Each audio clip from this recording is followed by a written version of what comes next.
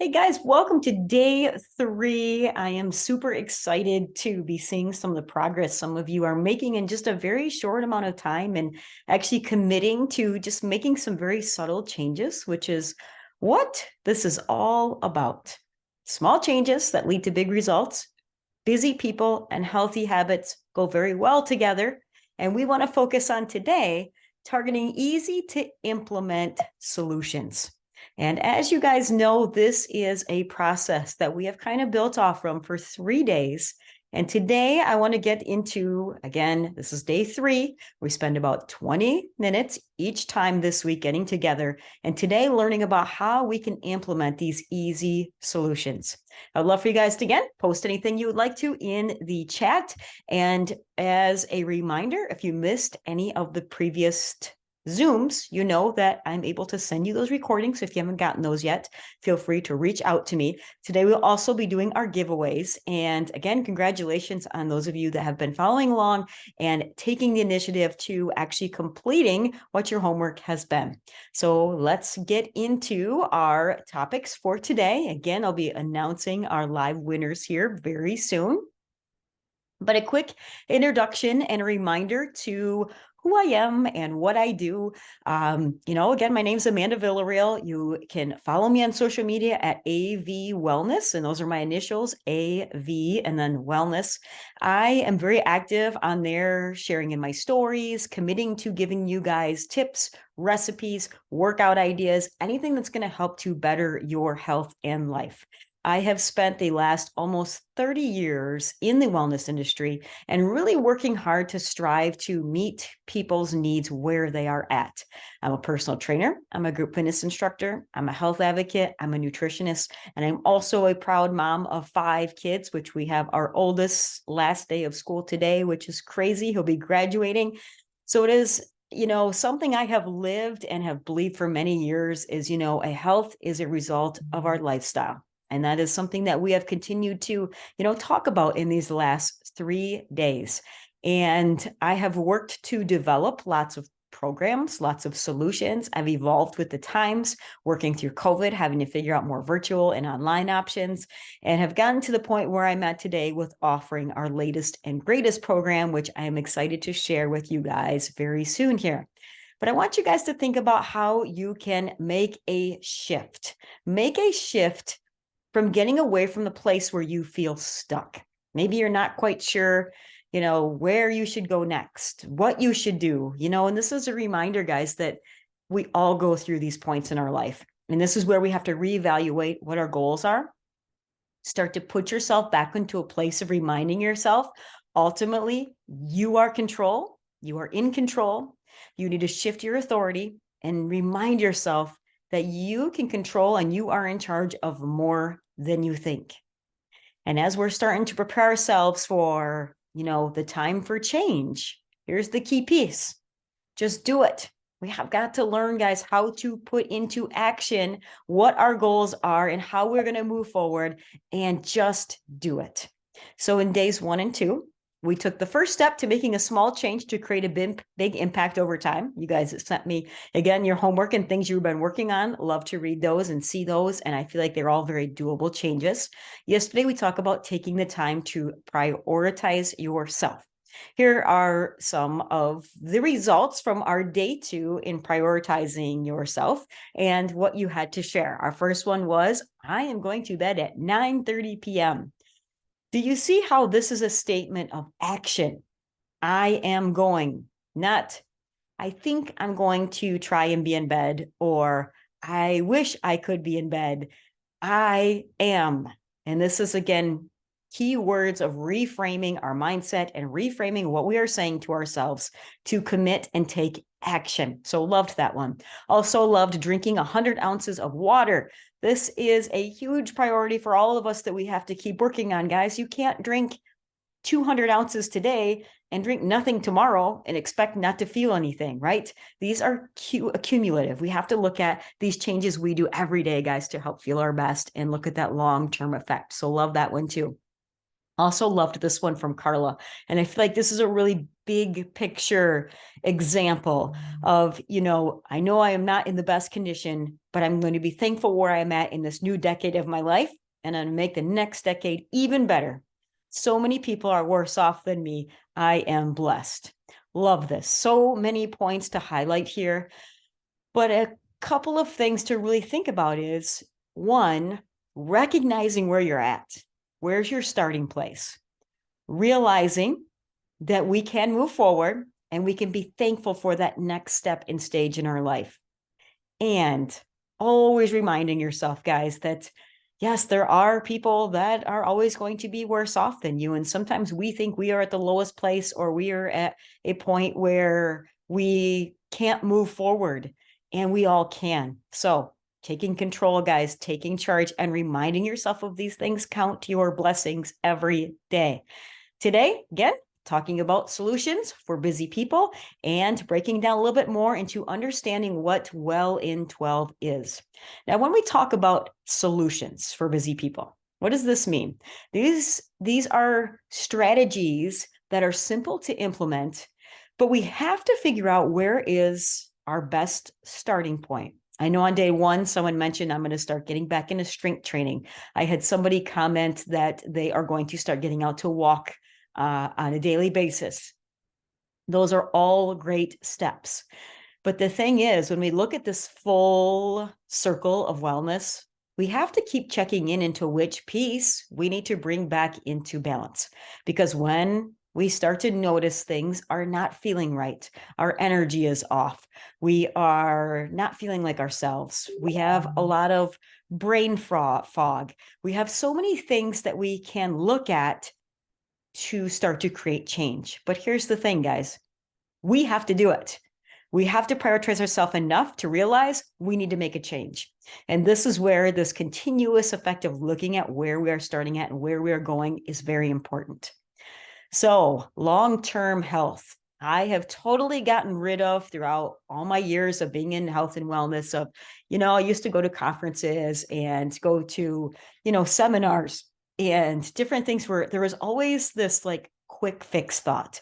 It was this new amazing piece of exercise equipment or this new drink that you could try where you were going to be guaranteed to feel better and lose all this weight.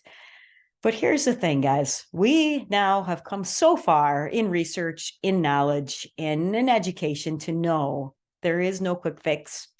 And so what happens when we don't focus on long-term health?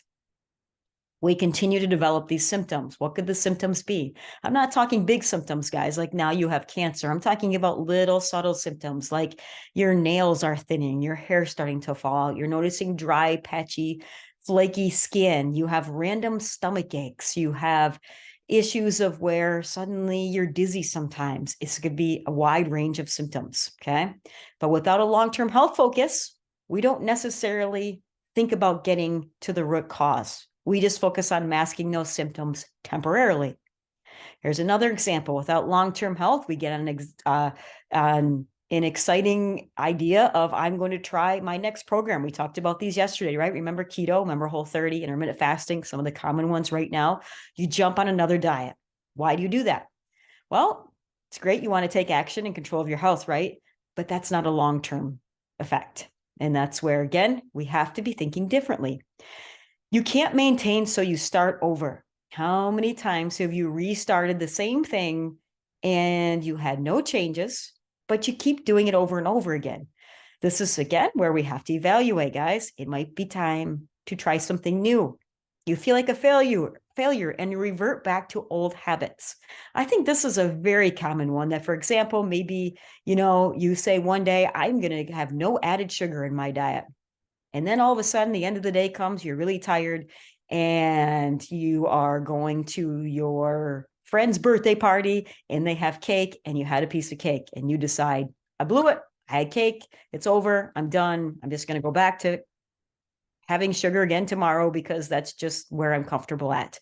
We got to get out of that, guys. We have to realize that life is full of challenges. We're going to have continuous ups and downs, but the focus is we don't give up.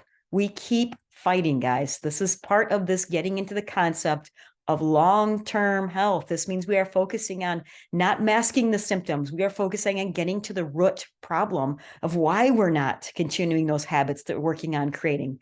We continue to build off from small changes, just like the last couple of days, not super hard things to do, but you will see positive results the more that you keep making those small changes. You want to keep going because you start to see the big picture.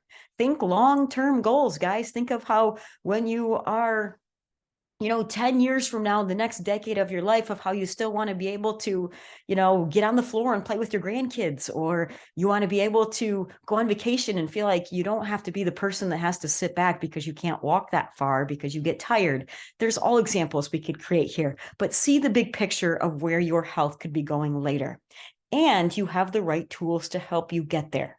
All right. And again, there's a lot of options out there for helping to fit into our schedules, guys. So that should not be the excuse anymore.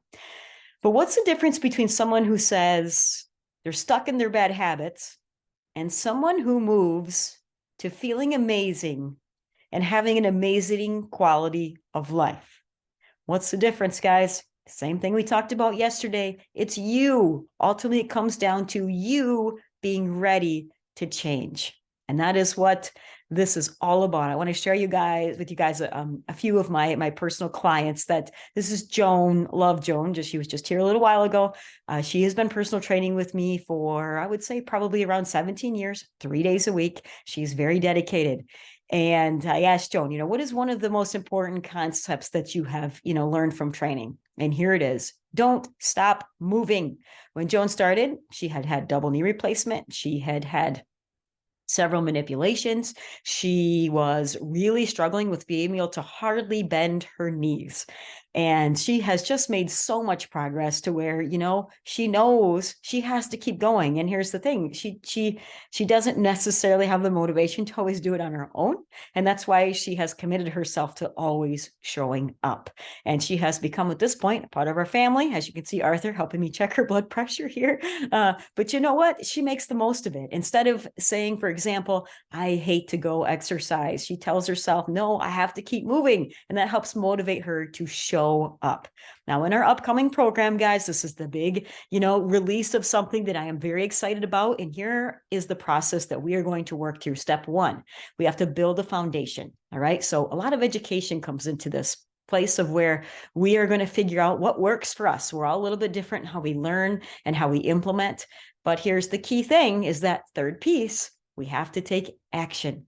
And that's what this program is 100% going to be developed for. It's for busy people that want simple solutions to take charge of their health.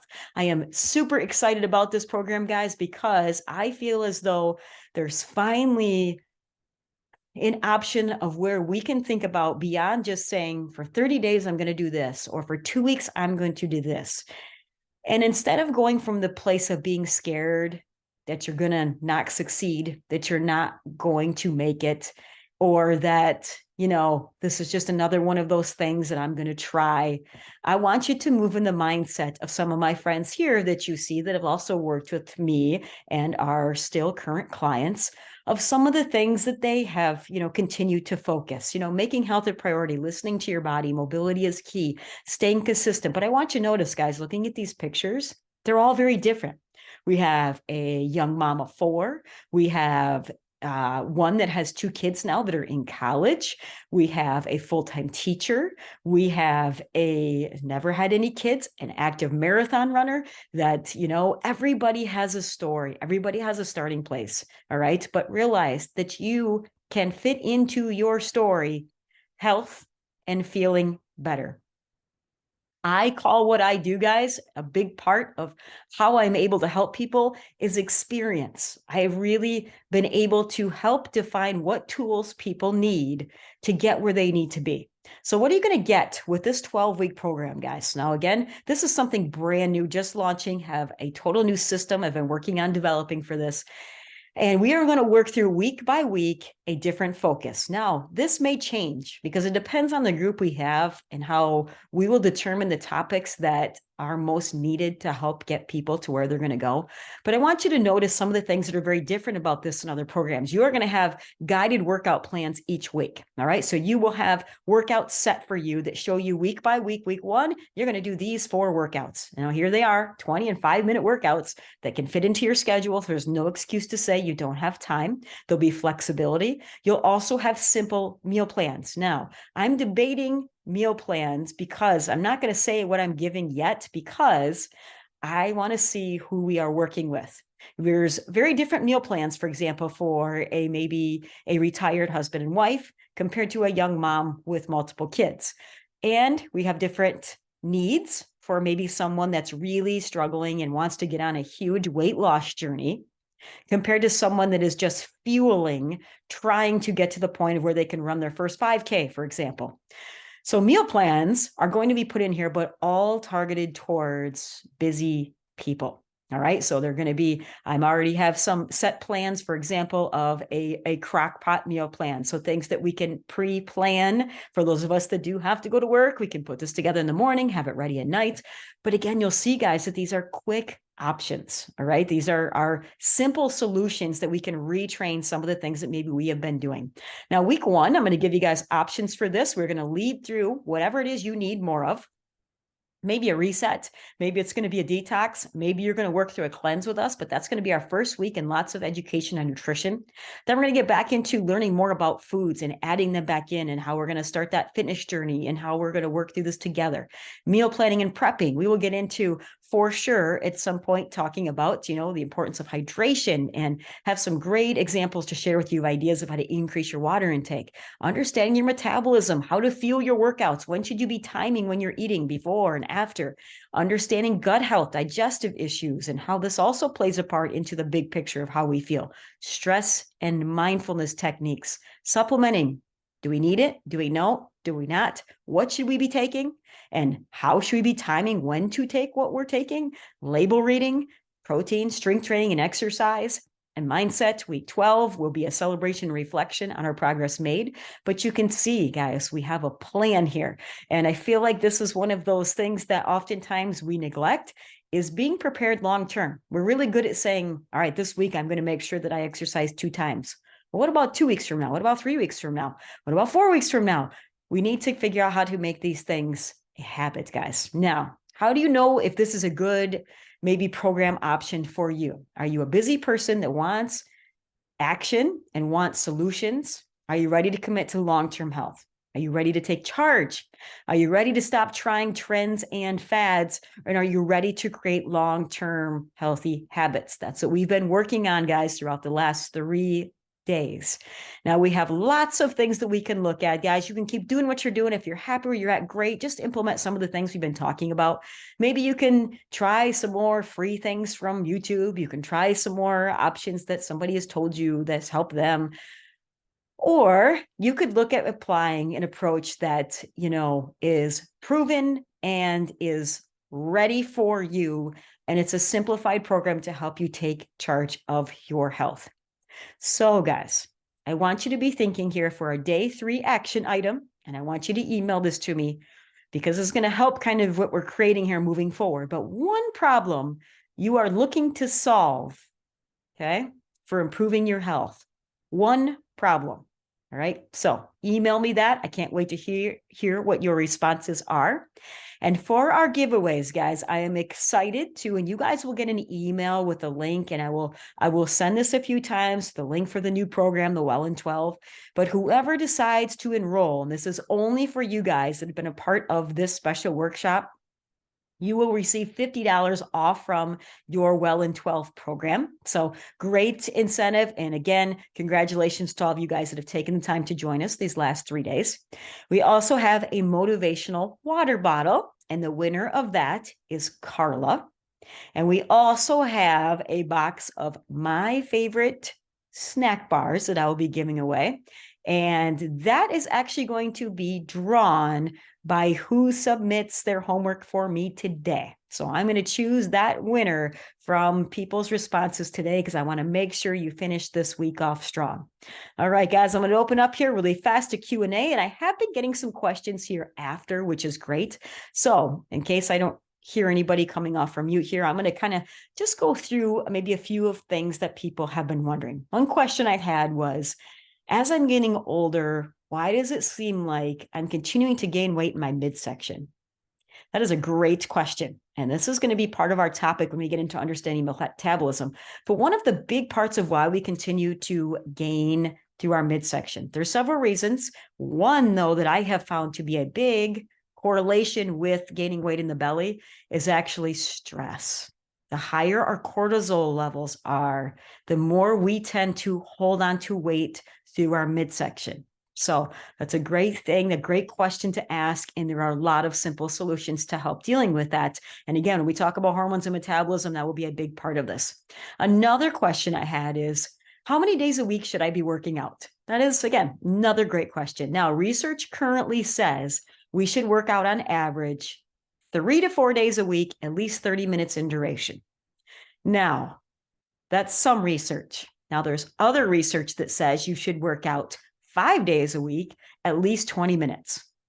So my answer for that question is, depends on your schedule. So if you are someone that has a pretty flexible schedule, I think you should be working out 5 days a week, 20 to 30 minutes, but we have to make sure we are mixing up the workouts. We're not just going to go for a walk 5 days a week. We got to think about how, remember at the beginning, we talked about getting that full spectrum of components of fitness into our workouts. That means we got some balance, we have some strength, we have some flexibility, we have endurance, we have cardio, we have mobility, that we switch up those workouts to incorporate all of those different aspects to help us with feeling better, having more movement, staying more mobile, very important. And one other question I got that I'll just share here real quick. I had a question that somebody said, if I was to cut back my sugar, how many grams of sugar should I have per day? Again, great question. Now, there is an equation for that, yes, we could figure out the exact amount for you according to your weight and what your calorie needs are per day. But here's the thing that I get back to, guys. It's that concept of being realistic.